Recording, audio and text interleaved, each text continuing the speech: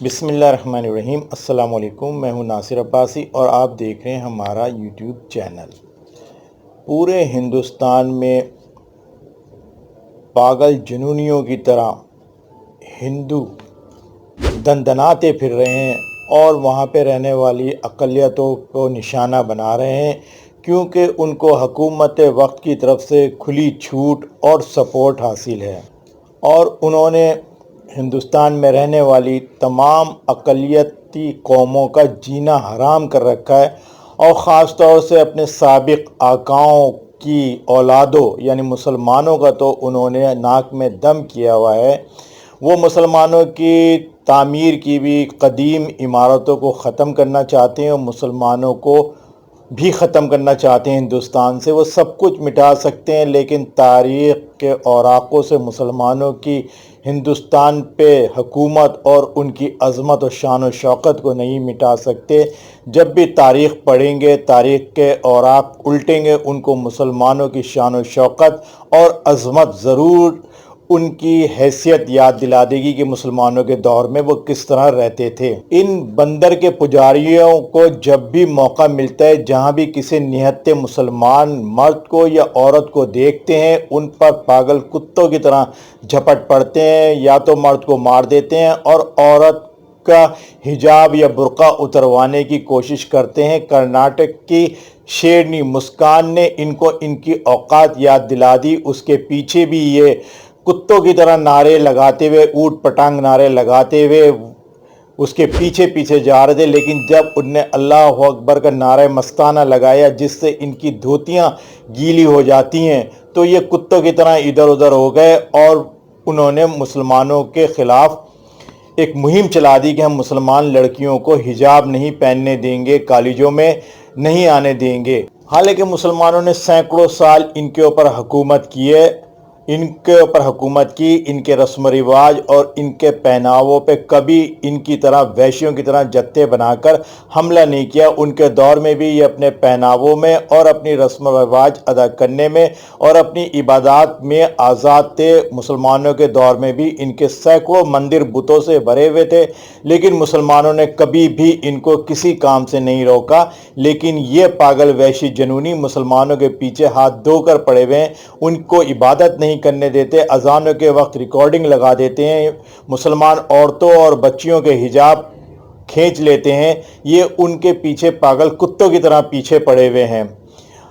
بحرین میں بھی جو ایک مسلمان ملک ہے، وہاں پہ ان جنونی ہندوؤں نے ایک ایسی ناپاک کوشش کی، یہ سمجھ کے کہ یہاں کے مسلمان بھی بزدل ہوں گے اور ہم جو کچھ بھی کریں گے چپ چاپ سہ لیں گے، جس طرح کہ ہندوستان کے مسلمان سہتے ہیں۔ بحرین میں ایک 35 سال پرانا ہندوستانی کھانوں کا ہوٹل تھا۔ جب وہاں ایک باحجاب بحرینی خاتون نے داخل ہونے کی کوشش کی تو وہاں کی انتظامیہ نے اس کو وہاں داخل نہیں ہونے دیا کہ وہ حجاب پہنی ہوئی ہیں۔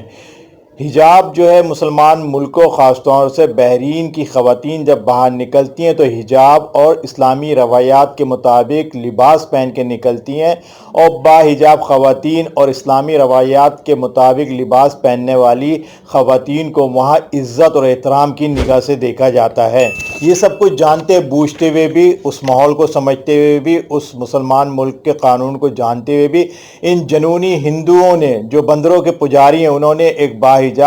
مسلمان خاتون کو ہوٹل میں داخل ہونے سے روک دیا کہ آپ نے حجاب پہنا ہوا ہے۔ جب اس واقعے کی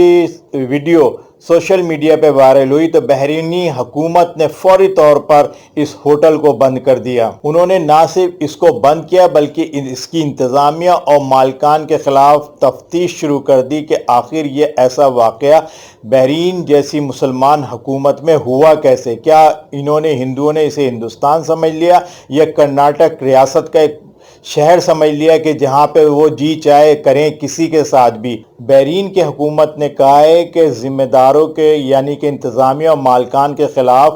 مکمل طور پہ کارروائی ہوگی اور تفتیش ہوگی، اور اگر ان کا اس چیز میں ملوث ہونا پایا گیا تو ان کو وہاں کے قانون کے مطابق سخت ترین سزا دی جائے گی۔ جب بحرین کی حکومت نے ہوٹل بند کر دیا اور تفتیش کا آغاز کیا تو جنونی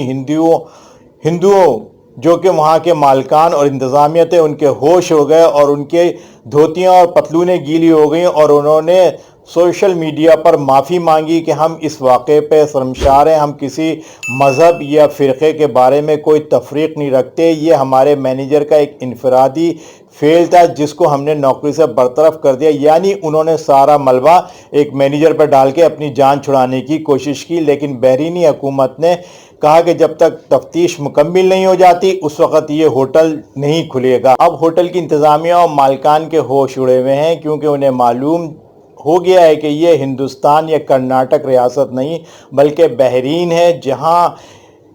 حجاب کو اور اسلامی روایات کے مطابق تنظیم کیے ہوئے لباس کو عزت و احترام کی نگاہ سے دیکھا جاتا ہے، اور اسلامی روایات کے مطابق لباس اور حجاب کو اتروانے والے کا سر تن سے اتار دیا جاتا ہے۔ اب ان کو اپنی جان کے لالے پڑے ہوئے ہیں ان بندر کے پجاریوں کو، اور ان کی سمجھ میں نہیں آ رہا کہ کس طرح اس واقعے کو رفع دفع کرائیں۔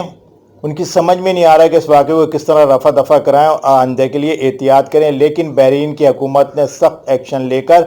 ان کے ہوش ٹھکانے لگا دیے، اور ہندوستان کی حکومت کے بھی ہوش ٹھکانے لگا دیے، اور ان کو یہ سبق دے دیا ہے کہ مسلمانوں کو کمزور نہیں سمجھو، اور اپنی جو بدتمیزیاں اور وحشی پن اور جاہل اور موالی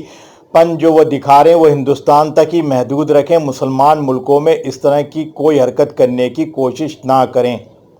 یہ تھی ہماری آج کی باتیں، اگر آپ کو اچھی لگیں تو لائک کریں، سبسکرائب کریں ہمارے چینل کو۔ ہمیں اجازت دیجیے، اللہ حافظ۔